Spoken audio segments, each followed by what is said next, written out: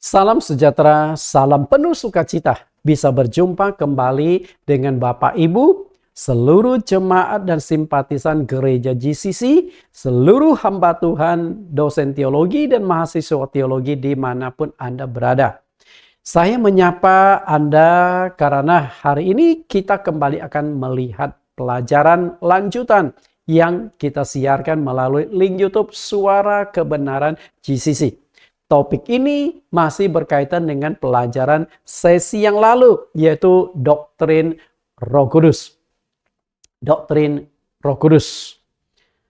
Saya sudah siapkan 25 sesi yang membahas khusus doktrin Roh Kudus ini sehingga komplit, lengkap, sistematis, terstruktur dengan baik.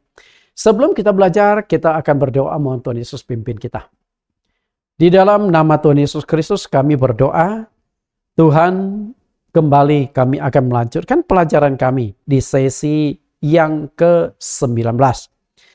Mohon Tuhan berkenan untuk memimpin kami, menyertai kami, dan juga membukakan hati dan pikiran kami.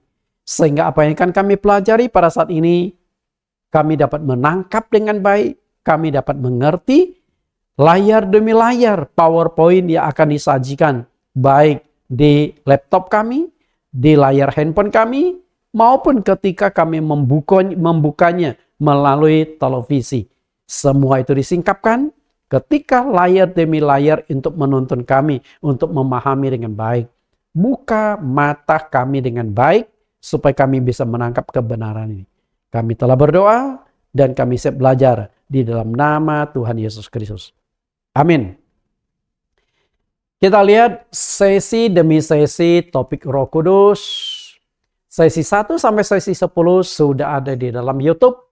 Bagi Bapak Ibu yang mungkin baru pertama kali bergabung dengan kami, bisa melihat kembali pelajaran tersebut. Kemudian sesi yang ke-11 sampai sesi yang ke-20, kita sudah mengupasnya sampai sesi yang ke-18.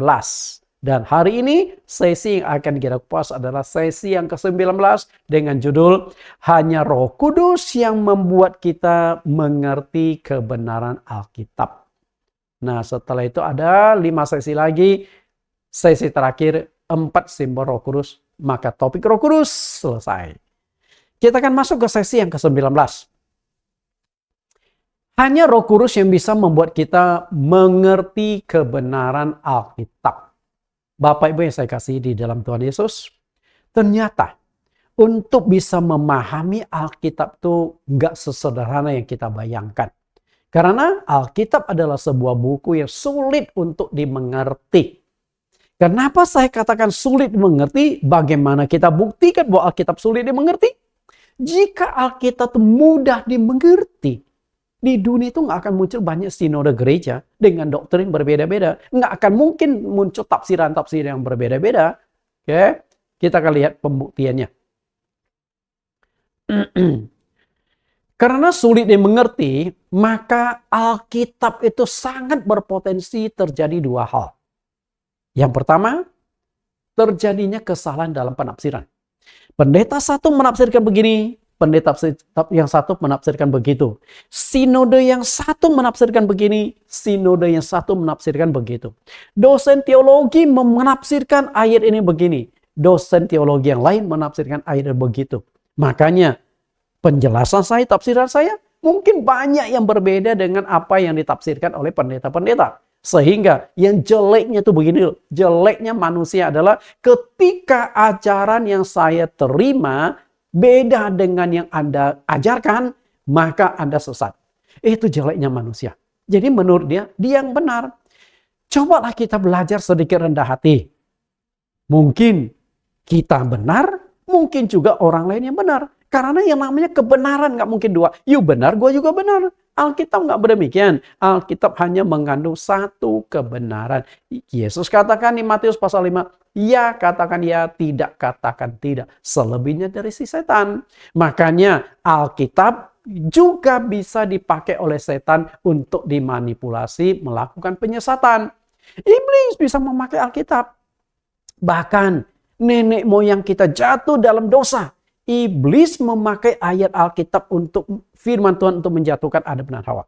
Ketika Allah berkata kepada manusia, kepada Adam dan Hawa, semua pohon dalam taman ini boleh kau makan buahnya dengan bebas. Kejadian pasal yang kedua ayat yang ke-16. Tapi iblis berkata kepada Hawa di Kejadian pasal 31, tentu Allah berfirman, semua pohon dalam taman ini jangan kau makan buahnya, bukan? Iblis malahnya aktif mengutip ayat Alkitab untuk menyerang Hawa. Jadi mengurangkan firman Tuhan. Nah, di mana bedanya? Tuhan berkata semua pohon dalam taman ini boleh kau makan. Iblis berkata jangan dimakan.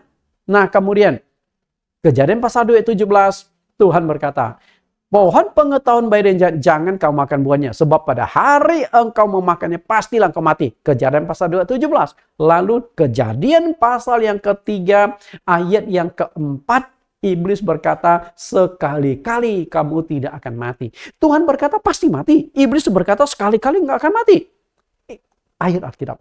Nah, demikian pula ketika Tuhan Yesus dicobai di padang gurun yang dicatatkan di Matius pasal yang keempat, iblis membawa Yesus ke tempat yang tinggi-tinggi, lalu mempelihara semua kerajaan dunia dan segalanya. Nah, setelah itu iblis berkata, lompatlah ke bawah.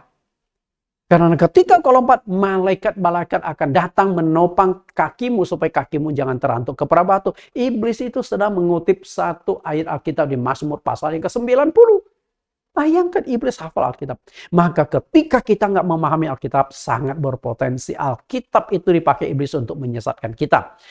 Apa yang menjadi penyebab di dunia ini muncul begitu banyak denominasi? Apa sih?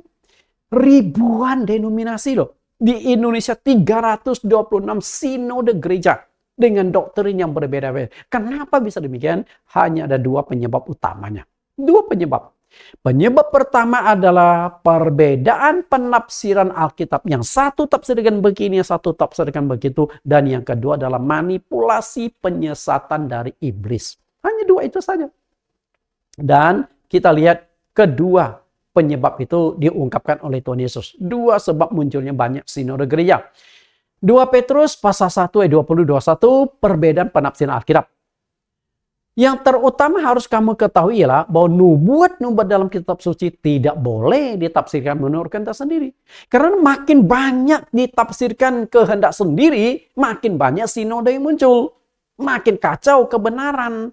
Lalu manipulasi penyesatan iblis, Matius 18 ayat 6-7. Celakalah dunia dengan segala penyesatannya. Memang penyesatan harus ada, tetapi celakalah orang yang mengadakannya. Penyesatan harus ada. Artinya tidak bisa dihindari. Tidak bisa dihindari. Pasti terjadi. Tidak bisa ditolak, tidak bisa dihindari, tidak bisa kita cegah. Tapi ketika kita terjebak dalam penyesatan atau menjadi agen dalam penyesatan, masalah besar muncul. Jadi hanya ada dua penyebab kenapa di dunia muncul begitu banyak sinode, muncul begitu banyak denominasi gereja. Salah tafsir dan penyesatan. Bukti Alkitab adalah sebuah buku yang sulit dimengerti.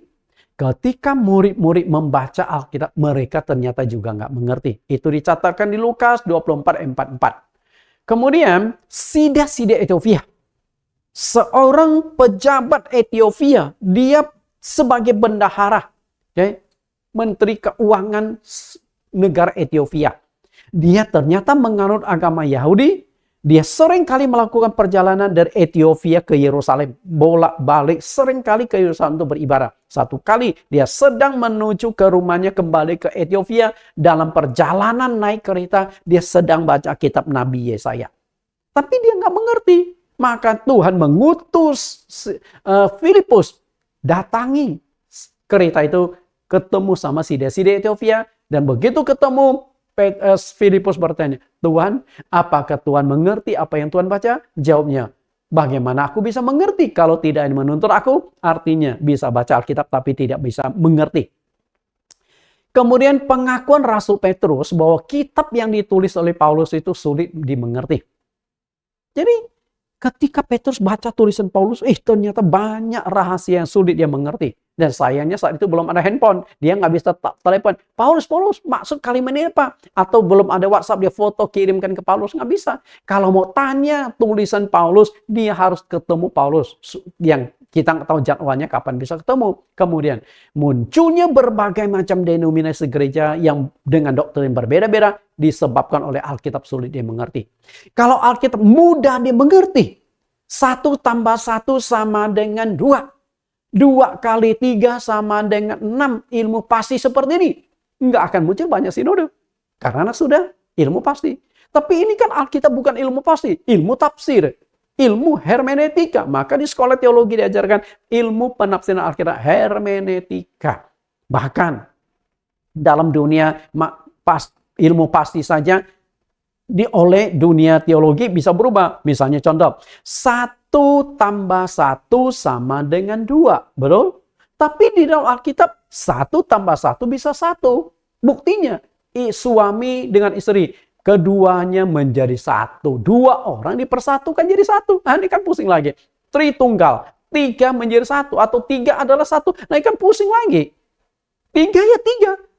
Kenapa ada 3 lalu 1? Makanya sulit difahami.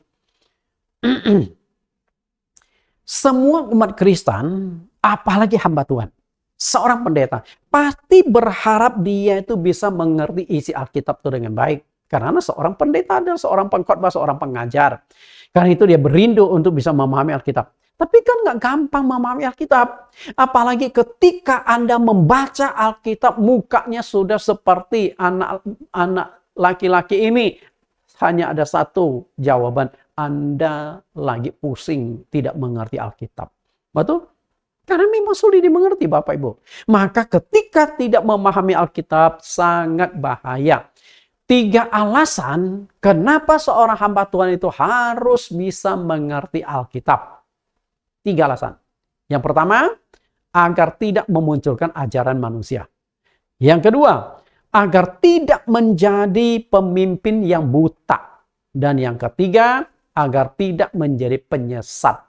Maka seorang hamba Tuhan mutlak harus bisa memahami kebenaran-kebenaran Alkitab.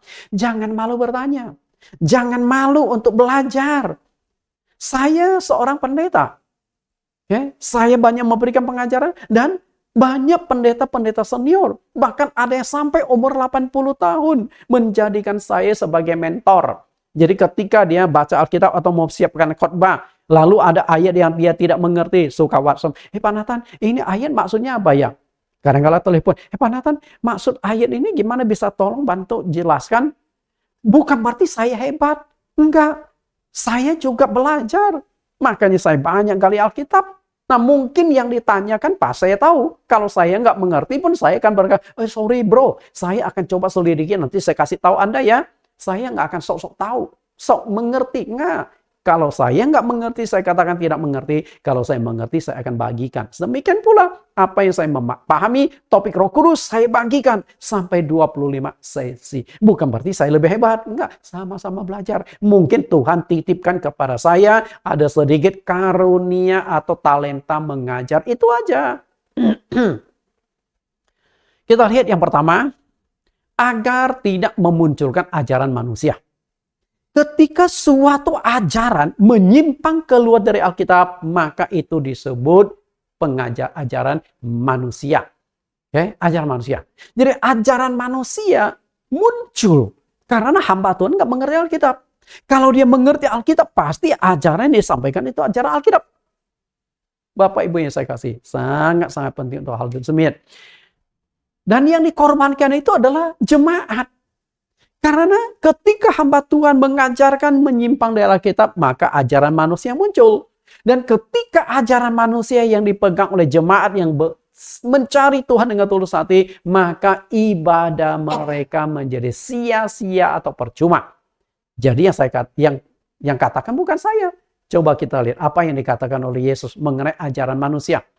Matius 15 ayat 8 dan 9, bangsa ini memuliakan aku dengan bibirnya, padahal hatinya jauh daripadaku. Kenapa orang memuji Tuhan, tapi hatinya jauh dari Tuhan? Menyembah Tuhan, hatinya jauh dari Tuhan. Karena Tuhan dengan firman kesatuan yang tidak terpisahkan. Yohanes pasal 1:1, pada mulanya adalah firman, firman itu bersama-sama dengan Allah, dan firman itu adalah Allah. Firman dengan Allah itu kesatuan. Tapi ketika ajaranmu menyimpang dari firman Tuhan, Tuhan tidak ada di sana. Maka di sini dikatakan hatinya jauh dari aku karena tidak ada firman. Lalu apa yang mereka ajarkan? Ayat 9. Percuma mereka beribadah kepadaku, sedangkan ajaran yang mereka ajarkan ialah perintah manusia. Percuma artinya sia-sia, nggak ada gunanya engkau beribadah kepadaku. Kan aneh nih. Satu sisi Tuhan suruh kita tekun beribadah. Ibrani 10:25, janganlah engkau menjauhkan diri dari pertemuan-pertemuan ibadah. Tapi di sini kata sia-sia beribadah. Kenapa bisa demikian? Karena kita memegang ajaran manusia, perintah manusia, doktrin sinode. Itu masalahnya. Karena itu, di dalam ibadah, kita tuh harus mengorbankan 3 hal. Korban waktu. Sekali ibadah berapa lama? Yang jelas 2 jam itu sudah di gereja. Pujian, khotbah, pengumuman, doa. Sudah 2 jam di gereja. Lalu perjalanan. Nah, tergantung dekat atau jauh rumah Anda. Saya punya jemaat. Ada yang dari Cipondo, ada yang dari Tangerang, ada yang dari Bekasi. Semuanya berkumpul di satu titik di gereja Ketapang. Bayangkan dari Bekasi, dari Tangerang ke gereja. Bahkan ada yang dari Lipo Karawaci ke Jakarta Pusat. Perjalanan sekali jalan minimal 1 jam. Berarti bolak-balik 2 jam. Ke gereja 4 jam. Korbankan waktu 4 jam. Nah, kalau ibadah itu sia-sia, ngapain Anda berkorban? Saya tahu mungkin Anda ke gereja juga jauh. Lalu korban tenaga. 2 jam dengari khotbah pendeta. Kalau khotbahnya menarik, bersyukur. Kalau khotbahnya nggak menarik, terkantuk-kantuk, Anda harus mendengarkan. Betul? Lalu korban uang. Biaya transportasi. Kemudian uang persembahan, kolektor. Belum lagi ketemu pendeta, khotbahnya perpuluhan melulu. Perpuluhan, minggu ini perpuluhan, minggu depan perpuluhan. Bukan berarti gereja nggak penting perpuluhan. Penting. Dan perlu Anda tahu, saya mendirikan gereja dari tahun 2012 sampai sekarang belum pernah satu kali pun saya khotbahkan tentang persembahan persembahan. Belum pernah. Tapi bukan berarti nggak penting duit. Penting. Kalau nggak ada duit, gereja nggak bisa jalan. Hamba Tuhan nggak bisa hidup. Tapi puji Tuhan, walaupun saya tidak khotbahkan perpuluhan, gereja tidak kekurangan duit karena ada Tuhan sudah sediakan. Nah, 3 pengorbanan Anda menjadi sia-sia ketika Anda pegang doktrin sinode. Ajaran manusia. Lalu kenapa bisa muncul ajaran manusia? Karena hamba Tuhan tidak mengerti Alkitab. Masalahnya di sana. Lalu yang kedua, agar tidak menjadi orang buta yang menuntun orang buta. Nah, perhatikan animasi ini Bapak Ibu. Yang berjalan di depan, yang menuntun. Yang kedua, yang dituntun. Di sini ada 2 orang yang sama-sama buta. Yaitu pemimpin yang memimpin dan dipimpin. Memimpin dan dipimpin. Nah, siapakah memimpin dan dipimpin? Kalau kita mau tarik lebih awal, memimpin dan dipimpin, memimpin adalah sekolah teologi, STT. Sedangkan yang dipimpin adalah mahasiswa teologi. Cikal bakal kesalahan itu dari sekolah teologi. Ketika sekolah teologi salah mengajarkan, mahasiswa akan terapkan lagi apa yang diajarkan salah. Contohnya, sekolah teologi yang menganut baptisan selam nggak mungkin ajarkan baptisan percik. Betul nggak? Maka setelah mahasiswanya lulus, pasti mengajarkan dan mempraktekkan baptisan selam. Lalu bagaimana dengan sekolah teologi yang menganut baptisan percik? Oke? Sekolah teologi yang menganut baptisan percik, pasti dia akan ajarkan mahasiswa baptisan yang benar percik. Nah, setelah mahasiswanya lulus, lalu mempraktekkan dan mengajarkan baptisan percik. Nah, muncul kan 2 kebenaran, percik atau selam. Mana yang benar? Nggak mungkin dua-duanya benar. Karena Efesus pasal 4 ayat yang kelima, 1 Tuhan, 1 iman, 1 baptisan. Kalau Tuhan itu 1, nggak mungkin Tuhan yang 1 akan berikan 2 macam baptisan. Nggak mungkin. Kemungkinan adalah salah tafsir. Ketika salah tafsir, maka ajaran manusia muncul. Doktrin sinode muncul. Maka ada denominasi atau sinode yang memegang baptisan percik. Ada sinode yang menganut baptisan selam. Ada lagi sinode yang memegang ajaran baptisan bendera. Ini kan beda lagi. Bapak Ibu yang saya kasih. Tentu saja orang buta yang dimaksudkan di sini adalah simbolis. Bahwa keduanya sama-sama tidak mengerti Alkitab. Jadi orang buta pertama adalah sekolah teologi, orang buta kedua adalah mahasiswa teologi. Setelah itu tahap kedua, orang buta pertama adalah pendeta yang dulunya jadi siswa teologi. Orang buta kedua adalah jemaat. Nah, kalau pendeta tidak memahami Alkitab, buta terhadap Alkitab, sedangkan patokan dari seorang jemaat adalah pendetanya. Kalau pendetanya salah memimpin, ujung-ujungnya itu apa? Yang dikatakan Tuhan Yesus di Matius 15 ayat 14. Biarkanlah mereka orang buta yang menuntun orang buta. Jika orang buta menuntun orang buta, pasti keduanya jatuh ke dalam lubang. Mengerikan nggak? Mengerikan. Lubang yang dimaksudkan di sini juga simbolis, bukan lubang God, enggak. Simbolis, makna lahiriah ditarik ke makna rohania. Orang buta, tentu maksud Tuhan Yesus buta, contoh itu orang benar-benar buta. Nah, bagaimana orang buta bisa nuntun orang buta? Kalau mau itu adalah orang buta dituntun orang melek. Nah, atau yang melek, yang buta itu orang itu buta tapi kakinya normal, oke? Kakinya normal, badannya sehat. Sedangkan satu lagi matanya melek tapi kakinya lumpuh. Nah, kita bisa bekerja sama, gua gendong. Seperti lagunya Mbah Gomblo, tak gendong kemana-mana tak gendong. Betul? Kan bisa. Tapi kalau dua-duanya buta, ya sudah. Orang pertama masuk ke lubang, orang kedua ikut masuk ke dalam lubang. Lubang di sini itu adalah secara makna rohani kebinasaan. Jadi orang pertama binasa, orang kedua juga ikut binasa karena ajarannya keliru. Tahap 1 orang buta pertama adalah sekolah teologi dan orang buta adalah mahasiswa teologi. Sedangkan tahap kedua, orang buta pertama adalah hamba Tuhan dan orang buta kedua adalah jemaat. Karena sama-sama tidak memahami Alkitab, sama-sama tidak mengerti firman Tuhan, sama-sama buta. Dua-duanya jatuh ke dalam lubang. Karena itu, pendeta-pendeta hati-hati. Ketika kita salah mengajarkan, kita bukan hanya mengorbankan diri kita masuk dalam lubang. Orang yang mengikuti kita pun akan masuk ke dalam lubang. Maka jangan jadi pemimpin buta. Harus sesuai dengan Alkitab ajaran kita. Lalu yang ketiga. Agar tidak menjadi seorang penyesat. Penyesat. Ketika seorang hamba Tuhan tidak mengerti kebenaran Alkitab. Nggak mengerti. Dia baca. Nah, yang namanya pendeta kan harus tafsirkan Alkitab kan. Dan ketika salah tafsirkan, akhirnya kan jadi penyesat. Hamba Tuhan itu sangat berpotensi diperalat iblis dari internal Kristen untuk mendatangkan penyesatan. Makanya ayat yang sudah kita baca di Matius pasal yang ke-18, ayat yang ke-7, Yesus katakan, celakalah dunia dengan segala penyesatannya. Memang penyesatan harus ada. Artinya penyesatan tidak bisa dihindari, tidak bisa ditolak, tidak bisa dicegah. Tapi Tuhan Yesus berkata, celakalah orang yang mengadakannya. Tuhan berikan hukumannya berat. Nah, yang menjadi penyesat ini siapa? Dalang segala penyesatan itu adalah si iblis. Wahyu pasal yang ke-12 ayat 7-9. Iblislah yang menjadi dalang dari segala penyesatan. Dari nenek moyang kita sudah disesatkan sampai akhir zaman.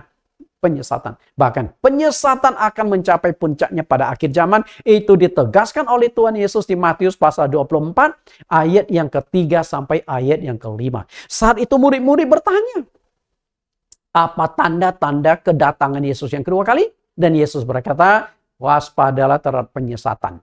Banyak orang yang akan tersesat di akhir zaman. Penyesatan akan mencapai puncaknya pada akhir zaman. Maka akan muncul berbagai macam denominasi doktrin berbeda-beda. Kenapa? Karena masalah penyesatan. Yesus ingatkan bahwa seorang hamba Tuhan bisa menjadi penyesat karena dia tidak mengerti kitab suci. Jadi penting sekali bagi seorang hamba Tuhan mengerti kitab suci. Matius 22 ayat 29, Yesus menjawab mereka, kamu sesat karena kamu tidak mengerti kitab suci maupun kuasa Allah. Jadi orang kalau mengerti kitab suci nggak akan tersesat dan juga tidak akan jadi penyesat. Maka jemaat kalau Anda mengerti Alkitab, maka engkau tidak akan disesatkan. Demikian pula hamba Tuhan, kalau engkau mengerti firman Tuhan, ajaranmu sesuai Alkitab, maka engkau tidak akan menyesatkan orang, tidak akan jadi penyesat. Nah, seorang bisa jadi penyesat dipakai oleh iblis karena dia tidak benar-benar memahami Alkitab. Ya sudah, iblis yang bekerja, sehingga tersesatlah. Agar tidak menjadi penyesat, maka seorang hamba Tuhan dituntut untuk benar-benar mengerti kebenaran Alkitab. Makanya yang namanya belajar itu seumur hidup. Para hamba-hamba Tuhan, yang namanya belajar itu seumur hidup. Saya belajar, Anda juga belajar. Walaupun saya dosen teologi, saya juga seringkali belajar. Khotbah-khotbah orang lain, apa yang disampaikan saya selidiki ulang. Kalau benar saya akan pegang. Nah, saya juga seorang pengajar dan banyak pendeta-pendeta juga belajar. Dan semoga pendeta-pendeta yang mengikuti sesi ini punya kerendahan hati untuk belajar. Terutama topik Roh Kudus dari sesi 1 sampai sesi 25, saya itu sangat berharap hamba-hamba Tuhan pelajari. Jangan komentar dulu. Karena saya melihat hanya pelajari satu sesi langsung dicap, oh Pak Nathan sesat. Padahal untuk memahami doktrin Roh Kudus itu harus membuka satu frame yang besar. Dari sesi 1 sampai sesi yang ke-25. Baru Anda mengerti. Baru buka cover buku Anda berkata, buku ini nggak benar. Baru lihat judulnya, baru covernya. Anda nggak melihat isinya. Jangan menilai sebuah buku dari covernya. Keseluruhannya isi baru bisa tahu. Matius 18 ayat 6 dan 7 kita sudah baca tadi. Saya hanya menekankan ulang di sini. Memang penyesatan harus ada. Artinya tidak bisa dicegah, tidak bisa dihindari. Tapi Tuhan berkata, celakalah orang yang mengadakannya. Artinya Tuhan Yesus sangat benci kepada orang yang melakukan penyesatan. Maka di ayat yang ke-6 Tuhan mengajarkan cara bunuh diri untuk pendeta. Cara bunuh diri untuk penyesat. Maka ajaranmu jika sesat, maka yang berlaku untuk Anda adalah ayat yang ke-6. Lehermu diikat pakai tambang, lalu ujung dari tambang itu diikat dengan batu kilangan. Penilaian batu kilangan, waktu saya kunjungi Israel, saya melihat sebuah batu kilangan lebih tinggi dari badan saya. Bulat itu. Jadi berapa beratnya. Nah setelah itu dicampakkan ke dalam laut. Biasa kan kalau mayat itu sudah membusuk pasti mengambang ke atas. Tapi kalau sampai ratusan kilogram, mungkin tontonan batu kilang itu berat, membusuk, membengkak bagaimanapun, tidak akan bisa narik mayat itu ke atas. Artinya kalau engkau menjadi penyesat, binasalah dan jangan naik bangkit lagi. Itu maksud Tuhan. Karena takut menjadi penyesat, maka saya menghabiskan waktu 12 tahun sekolah teologi. Di 3 sekolah teologi yang berbeda-beda. Jadi saya sekolah teologi bukan teologi abal-abal. Bukan beli ijazah palsu. Tapi resmi. Saya menuntut sekolah teologi benar-benar duduk di bangku sekolah 12 tahun lamanya. Ke 3 STT. Yang pertama STT Kanan. Yang kedua STT Harvest. Dan yang ketiga STT di Salatiga, UKSW, Universitas Kristen Satya Wacana. 3 kali. Dan 3 kali. Oke, ini. Dan setelah saya mengikuti sekolah teologi di 3 STT yang berbeda, sampai sekarang, setiap malam, bahkan sampai subuh, saya menggali Alkitab, baca Alkitab, koreksi ulang. Saya takut jangan sampai ajaran saya itu menyimpang. Saya salah mengajar. Karena itu, ketika saya menyampaikan ini, di sini kan yang dengarkan khotbah saya, pengajar saya, ada dosen-dosen teologi. Tolonglah kalau menurut Anda, saya punya ajaran salah. Nah, hubungi saya. Kan bisa dilihat link YouTube kami. Hubungi saya, Pak Nathan, yang ajaran Anda salah begini. Saya siap dikoreksi. Saya ingin belajar. Tapi jangan karena Anda nggak cocok dengan Anda berkata, sesat. Nah, di mana sesatnya? Di mana salahnya? Itu yang ingin saya tahu. Karena saya juga manusia, bisa saja salah. Tapi bisa juga benar. Nah, kalau benar, peganglah. Karena itulah, saya juga khawatir, jangan sampai saya salah mengajar, maka saya juga membutuhkan sekolah teologi. Saya sekolah teologi di STT Kanaan tahun 1992 sampai 94. Kemudian, setelah itu saya melanjutkan studi banding ke STT di Taiwan 1 tahun. Setelah itu saya melanjutkan lagi di STT Harvest Lipo Karawaci yang rektornya Pak Jimmy Untoro tahun 1998 sampai 2003. Nah, setelah itu saya lanjutkan lagi di STT Satya Wacana Salatiga tahun 2003 sampai 2005. Jadi total saya habiskan waktu 12 tahun benar-benar duduk di bangku sekolah. Sedangkan banyak pendeta beli ijazah. Saya juga ditawarkan, Pak Nathan, you mau dapat gelar doktor nggak? Ini tuh nggak? Iseng-iseng, syaratnya apa? Oh, tinggal bayar 30 juta. 30 juta, Anda nggak usah kuliah. Hanya 1-2 kali nongol di kampus supaya diambil fotonya. Oh, Anda kuliah. Kan gila juga menurut saya ya.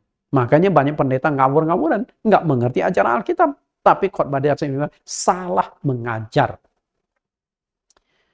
Namun, untuk memahami Alkitab bukan ditentukan berapa lama Anda ikut sekolah teologi. Bukan karena 12 tahun Nathan ikut sekolah teologi. Di 3 teologi berbeda, pasti Nathan mengerti Alkitab. Bukan itu jaminannya. Ya. Bukan juga karena Anda banyak gelar. Gelarnya lebih panjang dari namanya. Saya kenal seorang profesor, itu gelarnya udah banyak tuh. Dia dapat gelar profesor dari RRC. Kebetulan beliau adalah koko saya sendiri. Memang orangnya pintar. Ya. Tapi mengerti Alkitab bukan ditentukan banyak gelarmu, sederet gelarmu pasti memahami Alkitab. Enggak, bukan masalah itu. Dan bukan juga ditentukan berapa kali engkau sudah baca Alkitab dari Kejadian Wahyu, Kejadian Wahyu, Wahyu, Kejadian, Wahyu, Kejadian. Bukan berapa kali Anda sudah baca Alkitab, dan juga bukan ditentukan berapa banyak ayat Alkitab yang Anda hafal. Bukan itu. Untuk bisa mengerti Alkitab, Anda harus dipimpin oleh Roh Kudus. Okay? Harus dipimpin oleh Roh Kudus. Kenapa harus dipimpin Roh Kudus? Masalah itu begini. Manusia biasa itu tidak mungkin bisa menulis Alkitab. Karena kitab suci ditulis oleh Roh Kudus. Manusia biasa tidak bisa menulis Alkitab. Alkitab ditulis oleh sekitar 40 orang. Dengan background kehidupan, latar belakang pendidikan berbeda-beda. Ada yang pendidikan tinggi, ada yang tidak pernah sekolah. Di dalam kitab yang berpendidikan tinggi, Musa, pendidikan lumayan tinggi. Di istana Firaun dia didik. Daniel, Sadrak, Mesak, Abednego. Dan juga 4 pemuda yang tinggal di istana Babel, pendidikan lumayan tinggi. Kemudian di Alkitab, siapa lagi? Perjanjian Lama, ada seorang bupati. Kalau nggak salah Nehemia, seorang bupati, kayaknya pendidikan lumayan tinggi. Nah, di Perjanjian Baru, pendidikan yang tinggi ya Paulus. Pendidikannya tinggi.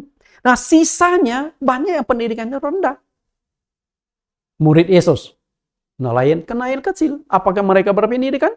Di Kisah Rasul pasal yang keempat ayat yang ke-13 dikatakan bahwa pendidikan murid-murid itu nggak tinggi. Bukan orang terdidik. Tapi ketika murid-murid menulis kitab suci, yang baca siapa? Profesor. Rasul Yohanes menulis kitab Wahyu.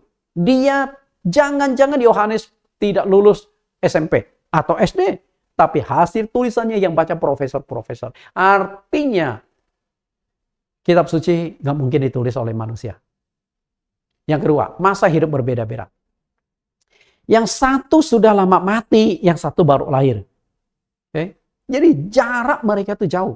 Mereka tidak saling kenal. Tidak saling kenal karena tempat tinggalnya berbeda. Setelah saya pelajari Alkitab, ternyata penulisan Alkitab, para penulis dari 40 itu dari 3 benua yang berbeda loh. Oke, Bapak Ibu. Yang satu tinggal di sini, yang satu tinggal di sono. Yohanes tinggal di Pulau Patmos. Patmos ada di mana? Nah, ini kan perlu kita selidiki. Ada Asia, ada di Palestina. Bapak Ibu yang saya kasih, kemudian tidak pernah saling berkomunikasi. tidak saling kenal, tidak saling komunikasi. Dan saya yakin yang menulis ini tidak pernah baca kitab yang ditulis ini. Nggak pernah saling mengerti apa isinya. Tapi anehnya mereka tidak saling kenal, tidak tahu apa yang ditulis oleh si A dan si B. Tapi hasil tulisannya seiring sejalan. Hasil tulisannya tidak bertentangan, melainkan saling melengkapi satu dengan lain. Hanya ada satu jawaban untuk itu, karena sumber penulisannya satu. Roh Kudus. Roh Kudus. Karena itu, hanya ada satu jawaban untuk hal ini. Alkitab adalah firman Tuhan yang berasal dari satu sumber, yaitu Roh Kudus. Perhatikan kata Alkitab dan Roh Kudus. Artinya Alkitab yang kita pegang hari ini munculnya karena Roh Kudus. Roh Kuduslah yang memimpin para penulis kitab suci. Ibarat saya menulis sebuah buku. Penulisan kitab suci ibarat begini. Katakanlah saya menulis buku, mengarang sebuah buku. Buku yang saya tulis itu ada 2.500 halaman, tebal. Oke, dengan topik yang berbeda-beda. Nah, waktu saya tulis, sebentar saya pakai bolpen biru untuk menulis. Nanti saya pakai bolpen hitam untuk menulis. Nanti saya pakai bolpen coklat untuk menulis. Nanti saya pakai bolpen hijau untuk menulis. Nanti saya pakai bolpen merah untuk menulis. Nah, apakah setelah saya selesai menulis 1 tahun, saya tulis buku itu 2.500 halaman, apakah isi buku saya itu bertentangan? Tidak. Karena otak dari penulisnya itu hanya satu, otaknya Nathan. Sehingga nggak mungkin dong halaman pertama bentrok dengan halaman terakhir. Enggak. Pasti halaman pertama sampai ke halaman terakhir akan sejalan karena sumber penulisan Alkitab. Penulisan buku ini adalah satu, yaitu otaknya Nathan. Nah, demikian pula penulisan Alkitab. Oke. 40 penulis itu ibarat 40 bolpen dengan warna-warni yang berbeda. Oke, sedangkan sumber penulisan itu hanya satu, yaitu Roh Kudus. Dengan kata lain, Roh Kuduslah yang menuntun para penulis itu sehingga hasil tulisannya tidak bentrok satu dengan yang lain. Karena itu kita lihat apa yang dikatakan oleh Rasul Petrus sebagai bukti bahwa Roh Kudus itulah yang menjadi sumber munculnya kitab suci.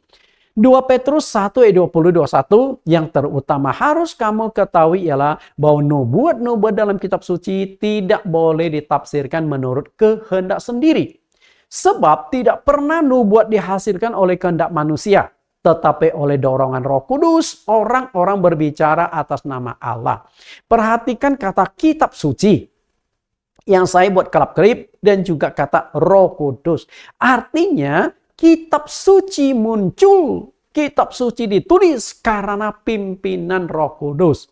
Lalu ada kata orang-orang berbicara atas nama Allah. Nah, orang-orang berbicara atas nama Allah itu artinya mereka adalah penulis kitab suci. Dengan kata lain, semua penulis kitab suci dipimpin oleh Roh Kudus. Sehingga otak dari penulisan Alkitab itu, kitab suci hanya satu, yaitu Roh Kudus. Maka tidak bertentangan satu dengan lain. Coba kalau penulisnya itu masing-masing menulis karena ide otak mereka, pasti banyak bentrok. Ketika Musa menulis asal-usul manusia, yang lain juga disuruh tulis. Mungkin Nabi Musa katakan manusia diciptakan dari tanah.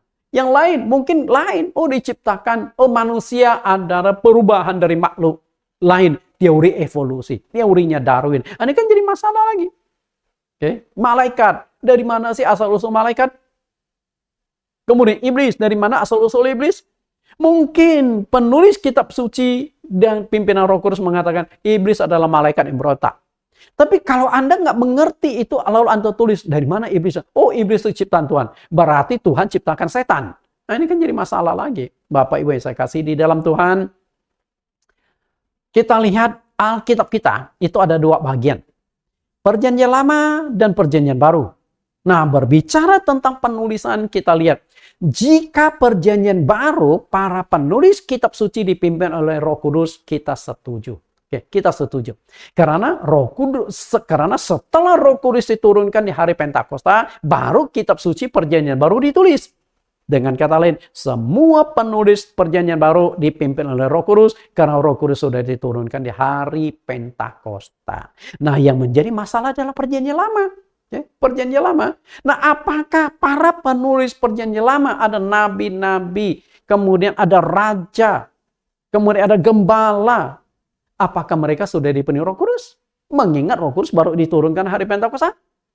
Bapak Ibu saya kasih, tetap penulis kitab suci Perjanjian Lama maupun Perjanjian Baru sama-sama dituntun oleh Roh Kudus. Sekarang kita buktikan bahwa sumber penulisan Alkitab adalah Roh Kudus.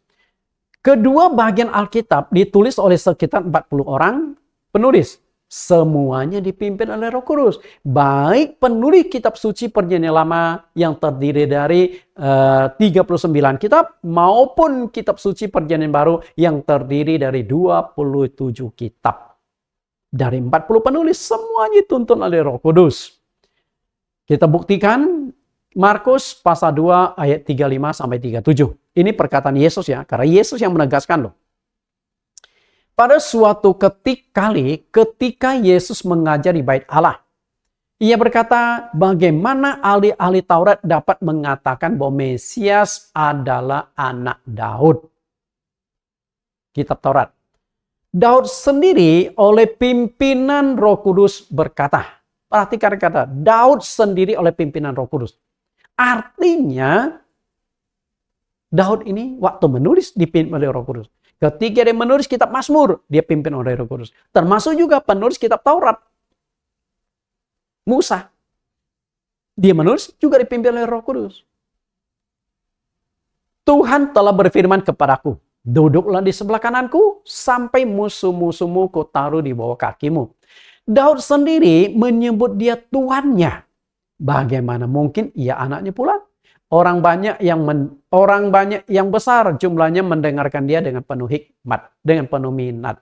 Jadi, Yesus sudah tegaskan, penulis Perjanjian Lama salah satunya adalah Daud dipimpin oleh Roh Kudus. Artinya, ketika Daud menulis kitab Mazmur, Mazmur ini lalu Tuhan memimpin, mengilhamkan kepada Daud untuk menulis apa saja yang perlu disampaikan. Bapak Ibu yang saya kasih, sudah jelas ya? Roh Kudus yang menuntun. Nah, karena sumber penulisan Alkitab adalah atas pimpinan Roh Kudus, maka untuk mengerti isi Alkitab, Anda mutlak harus dipimpin oleh Roh Kudus. Wahai para dosen teologi, wahai para pengajar-pengajar, wahai para pendeta-pendeta, kalau engkau ingin mengerti isi Alkitab, engkau harus dituntun dipimpin oleh Roh Kudus. Karena Roh Kudus yang menjadi sumber penulisan Alkitab. Saya berikan perbandingan begini. Saya menulis cukup banyak buku, hampir 20 judul buku yang saya tulis. Nah, apa yang harus Anda lakukan agar ketika membeli buku saya, membacanya, Anda bisa mengerti? Apa yang harus Anda lakukan? Katakanlah, buku rahasia di balik pencobaan.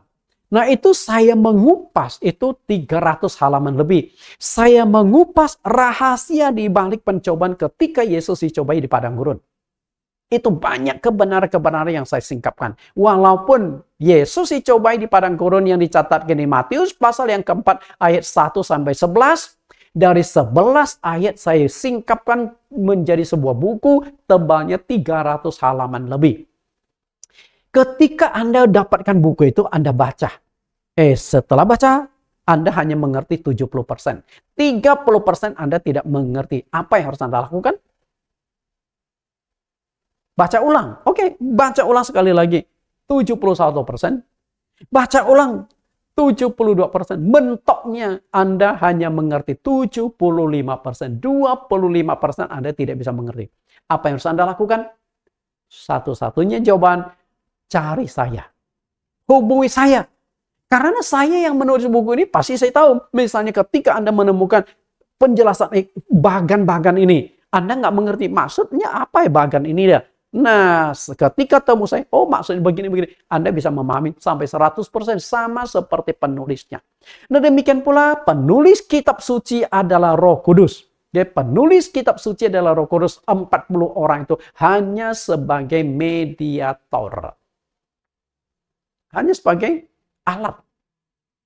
Kalau penulisan kitab suci adalah dari Roh Kudus, maka untuk memahami Alkitab, engkau harus dipimpin oleh Roh Kudus. Baru bisa. Kalau enggak, Anda tidak akan bisa mengerti.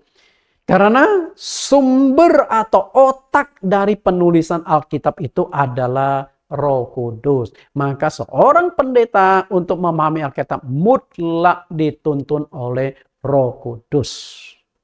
Karena itulah Tuhan Yesus menyebut Roh Kudus sebagai roh kebenaran. Kenapa disebut roh kebenaran? Karena Roh Kudus itu akan menuntun kita, memimpin kita masuk ke dalam seluruh kebenaran Alkitab.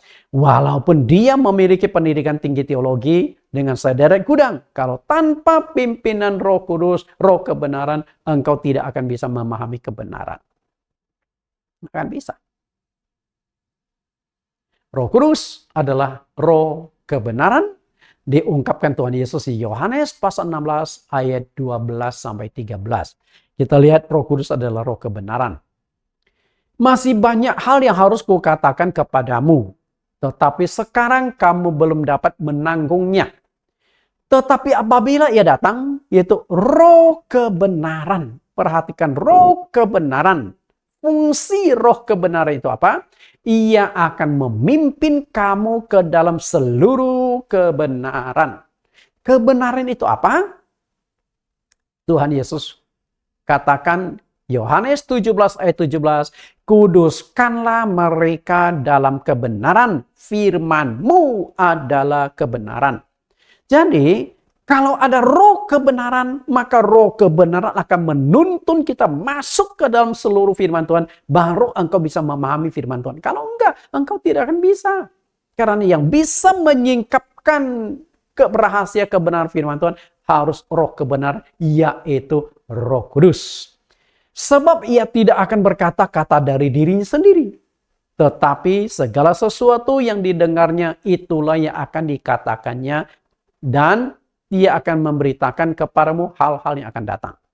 Jadi Roh Kudus akan mengajar kita memahami kebenaran. Banyak hal yang Yesus ingin sampaikan kepada murid-muridnya. 3 tahun siang malam teori praktek rupanya tidak cukup. Sehingga Yesus masih banyak yang ingin Yesus sampaikan kepada mereka. Tapi waktu Yesus itu hanya 3 tahun. Akhirnya Yesus melanjutkan pelajaran kepada murid-muridnya, memberikan kebenaran firman Tuhan lewat pimpinan Roh Kudus. Kita lihat apa yang dikatakan Tuhan Yesus untuk itu. Yohanes 14 ayat 26, tetapi penghibur yaitu Roh Kudus yang akan diutus oleh Bapa dalam namaku. Dialah yang akan mengajarkan segala sesuatu kepadamu dan akan mengingatkan kamu akan semua yang telah kukatakan kepadamu. Perhatikan 2 kata. Dia akan mengajarkan segala sesuatu kepadamu, yaitu Roh Kudus. Okay? Mengajarkan segala sesuatu. Dan bukan hanya mengajar, juga akan mengingatkan. Artinya, 3 tahun Yesus bersama dengan murid, tentu banyak ajaran firman Tuhan yang disampaikan Tuhan Yesus kepada murid-muridnya. Tapi persoalannya belum tentu murid catat. Dan otak manusia kan daya ingatnya terbatas. Bisa saja mereka lupa. Maka kalimat selanjutnya akan mengingatkan kamu apa yang sudah kukatakan, yang sudah keajarkan. Jadi Roh Kudus selain mengajar juga mengingatkan ulang. Dan saya alami betul ya tuh. Kadang-kadang saya dalam khotbah, terutama di hari Sabtu saya khotbah, saya suka buka forum tanya jawab. Dan untuk buka forum tanya jawab itu nggak gampang. Kalau Anda tidak benar-benar memahami Alkitab dari kitab Kejadian sampai kitab Wahyu, kalau ada yang bertanya Anda tidak bisa jawab, kan malu. Makanya coba Anda lihat. Mana ada yang khotbah pendeta-pendeta, ada sedikit lah yang berani membuka forum tanya jawab. Nggak ada. Atau sedikit sekali. Karena pendeta nggak mau cari resiko. Ketika ada yang bertanya, dia nggak bisa jawab. Nah kan gelagapan, ketahuan ilmu pendetanya kurang. Makanya saya juga punya risiko ketika saya membuka forum tanya jawab. Ketika ada yang bertanya saya nggak mengerti gimana. Nah, saya alami ketika saya buka forum tanya jawab, saya mohon pimpinan Roh Kudus, seringkali ayat yang saya enggak, mereka tanya, jadi ayat itu bisa muncul di kepala saya. Padahal, saya awalnya nggak ngerti ayat itu. Tapi, buka ayat ini, buka ayat itu. Itu masalahnya, mengingatkan. Memang ayat itu mungkin pernah saya baca, tapi lupa. Tapi begitu ditanyakan langsung, oh ayatnya di sini. Kita lihat mengajar. Kisah Rasul 6 ayat 9 sampai 10. Tetapi tampillah beberapa orang dari jemaat Yahudi yang disebut jemaat orang Libertini. Anggota-anggota jemaat itu adalah orang-orang dari Kirene dan dari Alexandria. Di zaman dulu Alexandria itu terkenal sekali karena kota pendidikan. Jadi banyak orang-orang pintar di sana. Bersama dengan beberapa orang Yahudi dari Kilikia dan dari Asia. Orang-orang itu bersoal jawab dengan Stefanus, tetapi mereka tidak sanggup melawan hikmat dan roh yang mendorong dia berbicara. Perhatikan kata roh. Roh Kudus mendorong Stefanus berbicara. Pintar berbicara, dia mengungkapkan faktanya. Sampai mereka yang berdebat dengan Stefanus kalah. Akhirnya mereka jadi marah. Karena mereka itu benci, tidak bisa melawan Stefanus. Akhirnya Stefanus dibunuh oleh mereka. Bersyukurlah bahwa saya belum dibunuh oleh pendeta-pendeta lain. Walaupun banyak pendeta yang mengatakan ajaran Pak Nathan sesat.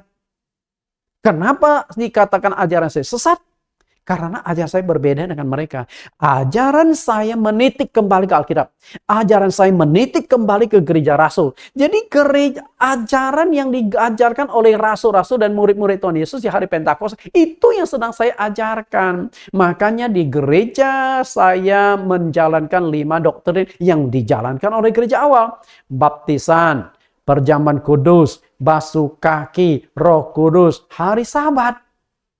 Nah oke lah, baptisan perjamuan Roh Kudus ini masih dipegang oleh gereja sekarang. Apakah sudah sesuai Alkitab? Masih sama dengan gereja rasul-rasul enggak? Tapi ada 2 yang sudah hilang, yaitu basuh kaki dan hari Sabat. Makanya gereja kami ada ibadah hari Sabat, hari Sabtu. Karena itu kalau Anda ingin ikut hari Sabat, hari Sabtu, ya bisa ibadah di tempat kami. Murid-murid Tuhan Yesus tidak mengerti Alkitab. Tadi saya sudah katakan, kita baca ayatnya. Lukas 24 ayat 44, ia berkata kepada mereka, inilah perkataanku yang telah kukatakan kepadamu ketika aku masih bersama-sama dengan kamu. Ini bahwa harus digenapi semua yang tertulis tentang aku dalam kitab Taurat Musa, kitab Nabi-Nabi, dan kitab Mazmur. Yesus membagi kitab suci perjanjian lama menjadi 3 kelompok.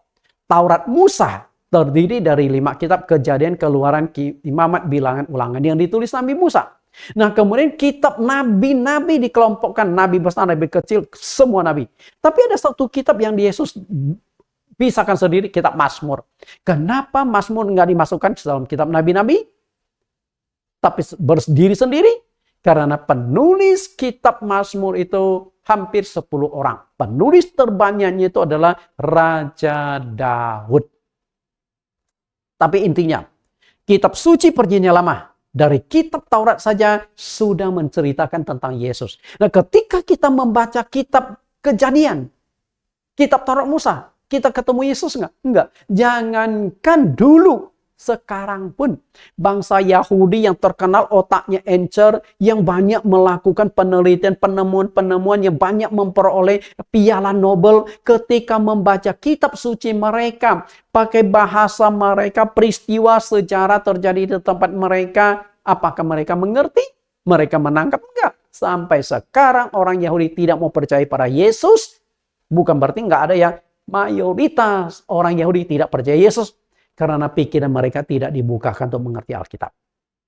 Sama dialami Petrus, rasul-rasul lain. Ketika mereka baca Alkitab, mereka nggak mengerti.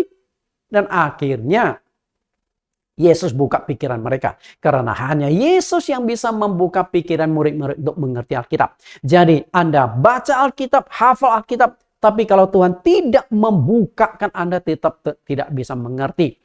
Jika Tuhan Yesus tidak membuka pikiran seseorang untuk mengerti Alkitab, orang itu tidak akan bisa mengerti. Walaupun dia sudah ikut STT, memiliki banyak gelar akademis, bahkan walaupun dia sudah berulang kali baca Alkitab, kitab Kejadian, Wahyu Kejadian, berulang kali dia baca, bahkan dia banyak hafal ayat-ayat Alkitab, tetap tidak bisa mengerti kalau Tuhan tidak bukakan pikirannya. Karena itu di ayat yang ke-45 di Lukas pasal 24 tadi, Tuhan membuka pikiran murid-murid sehingga mereka baru bisa mengerti kitab suci. Betul nggak?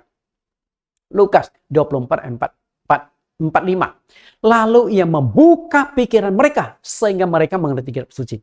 Artinya kalau Tuhan Yesus tidak buka pikiran kita, kita tidak akan bisa mengerti kitab suci. Walaupun kita sudah baca berulang kali, tetap tidak bisa mengerti. Contoh nih. Bahwa Tuhan membuka pikiran.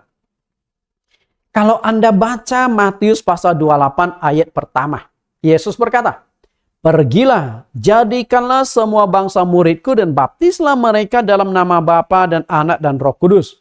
Yesus perintahkan baptisan dalam nama Bapa, Anak dan Roh Kudus. Tapi apakah Anda tahu?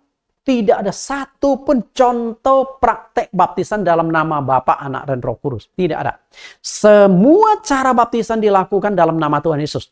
Di kitab Kisah Rasul tercatat 4 kali baptisan dilakukan secara kolektif. Semuanya membaptis dalam nama Tuhan Yesus. Kisah Rasul pasal 2 ayat 38 dibaptis dalam nama Tuhan Yesus. Kisah Rasul pasal 8 ayat 16 dibaptis dalam nama Yesus. Kisah Rasul 10 ayat yang ke 10 ayat 48. Kisah Rasul 10 ayat 48 dibaptis dalam nama Yesus. Kisah Rasul 19 ayat yang kelima dibaptis dalam nama Tuhan Yesus. Tidak ada satu pun baptisan di dalam nama Tuhan Yesus. Kenapa demikian? Kenapa gereja hari ini membaptis dalam nama Bapa, Anak, dan Roh Kudus yang dipegang Katolik? Atau sinode-sinode tertentu? Nah, atau yang dipegang oleh GBI Pantai Kosta. Gabungan dalam nama Bapa, Anak, dan Roh Kudus, yaitu Tuhan Yesus Kristus. Kenapa bisa demikian? Karena tidak memahami apa yang tertulis di dalam Matius 28 ayat 19. Sekarang saya bukakan. Matius 28 ayat 19, Yesus tekankan, baptislah mereka dalam nama. Dalam nama. Pegang dulu, nama. Apakah kata Bapa, Anak, Roh Kudus nama? Bukan. Bapa, Anak, Roh Kudus bukan nama, melainkan panggilan atau sebutan. Berarti ketika melakukan baptisan kita harus cari dulu nama Bapa siapa, nama Anak siapa, nama Roh Kudus siapa. Baru akan kita tahu. Nama Bapa itu siapa? Apakah Allah Bapa punya nama atau enggak? Banyak orang tafsirkan, oh nama Bapa adalah Yahweh, YHWH. Apakah itu? Enggak. Nama Bapa adalah Yesus. Kenapa saya katakan nama Bapa adalah Yesus? Yohanes pasal yang ke-17 ayat 11 dan 12. Yesus ketika berdoa kepada Bapa, kuduskanlah mereka dalam namamu. Itu murid-murid. Kuduskanlah murid-murid dalam namamu. Yaitu namamu yang engkau berikan kepadaku. Bapa di sorga itu punya nama. Nama Bapa dikasihkan ke anak. Kapan peristiwa nama Bapa dikasih ke anak? Peristiwanya adalah waktu Maria sedang mengandung. Yusuf mau menceraikan Maria secara diam-diam. Akhirnya malaikat Tuhan lewat mimpi kepada Yusuf. Yusuf, jangan takut mengambil Maria sebagai istrimu karena anak yang di dalam kandungannya adalah dari Roh Kudus. Maria istrimu akan melahirkan seorang anak laki-laki dan hendaklah engkau menamakan dia Yesus. Jadi nama Yesus bukan dicari Yusuf dan Maria. Sama seperti orang tua mau kasih nama anak, cari buku nama. Sekarang buku nama itu lebih tebal dari Alkitab. Yusuf, Maria tidak usah repot-repot mencari nama untuk bayi yang dikandung dari Roh Kudus. Karena sudah dititipkan Allah lewat malaikat. Itu peristiwanya. Nah, nama anak Yesus itu kan sudah gampang. Nama Roh Kudus, nah itu yang penting. Okay? Di atas sudah saya jelaskan bahwa untuk mengerti isi Alkitab harus dituntun oleh Roh Kudus. Masalahnya adalah bagaimana atau apa hubungan Roh Kudus dengan Yesus. Sedangkan di sini dikatakan yang bisa membuka pikiran kita mengerti Alkitab adalah Yesus. Sedangkan saya jelaskan untuk bisa memahami Alkitab harus dituntun oleh Roh Kudus. Lalu apa hubungan Yesus dengan Roh Kudus? Bapak Ibu yang saya kasihi. Pada pelajaran sesi yang pertama sudah saya jelaskan bahwa Roh Kudus adalah rohnya Tuhan Yesus sendiri. Jadi Roh Kudus rohnya Tuhan Yesus sendiri. Kemudian Kisah Rasul 16 ayat 6-7. Mereka melintasi tanah Frigia dan tanah Galatia. Karena Roh Kudus mencegah mereka untuk memberitakan Injil di Asia. Dan setibanya di Misia, mereka mencoba masuk ke daerah Bitinia. Tetapi Roh Yesus tidak mengizinkan mereka. Perhatikan kembali. Matius pasal yang ke-28 ayat 19. Yesus berkata, pergilah, jadikan semua bangsa muridku dan baptislah mereka. Lalu ayat 20, dan ketahuilah, aku menyertai kamu senantiasa sampai kepada akhir zaman. Artinya, Tuhan Yesus berjanji akan menyertai murid-murid sampai akhir zaman, menyertai kita sampai akhir zaman ketika kita melakukan penginjilan. Nah, bagaimana Tuhan Yesus menyertai kita dalam penginjilan? Perhatikan Roh Kudus. Oke, Roh Kudus. Jadi ketika kita lakukan penginjilan, Roh Kudus akan menyertai. Lalu Roh Kudus itu roh siapa? Roh Kudus itu rohnya Yesus sendiri. Makanya Yesus berkata, aku akan menyertai kamu sampai akhir zaman. Disalurkan lewat Roh Kudus. Berarti Roh Kudus adalah rohnya Yesus sendiri. Jadi untuk lebih jelas begini. Maria mengandung dari Roh Kudus. Berarti Roh Kudus turun dan masuk ke dalam rahim Maria. Nah, berarti yang ada di dalam kandungan Maria itu apa? Roh Kudus. Karena yang masuk itu Roh Kudus. Lalu Roh Kudus dikandung 9 bulan. Akhirnya Roh Kudus dilahirkan dalam bentuk daging yang disebut Yesus Kristus. Berarti Roh Kudus rohnya Yesus sendiri. Roh Kudus rohnya Yesus sendiri. Nah, kalau Roh Kudus membuka pikiran kita memahami Alkitab, sama artinya Tuhan Yesus yang membuka pikiran kita untuk memahami Alkitab. Nah, yang menjadi persoalannya adalah apa sih tanda-tanda sudah dipenuhi Roh Kudus? Nah, itu sudah saya kupas pada sesi yang kelima.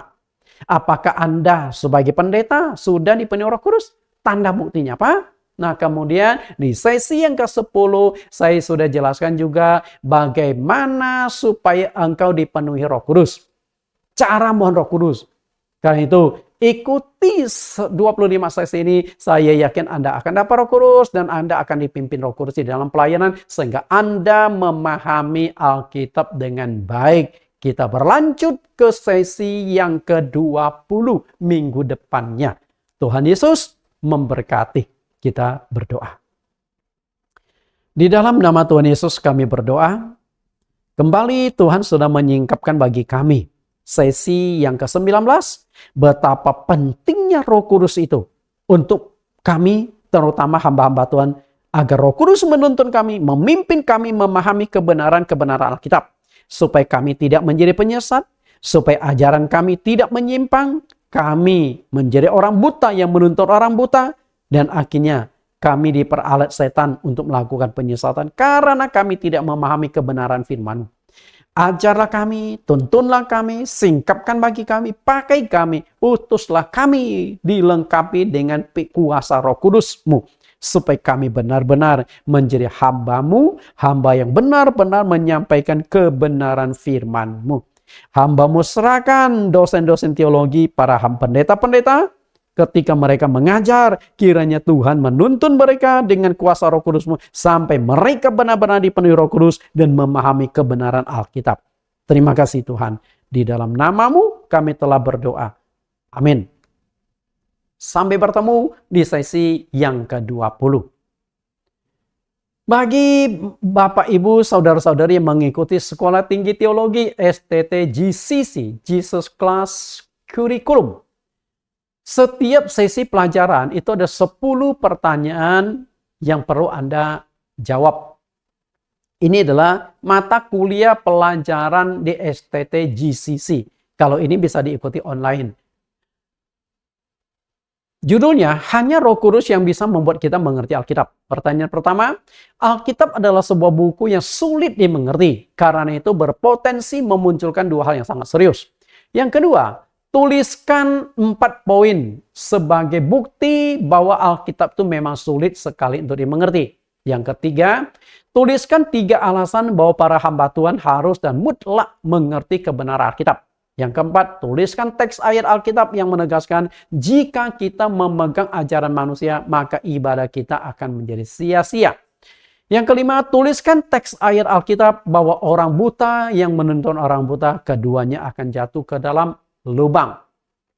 Yang keenam, tuliskan teks ayat Alkitab, penyesatan memang harus terjadi, tetapi orang yang melakukan penyesatan akan dihukum oleh Tuhan.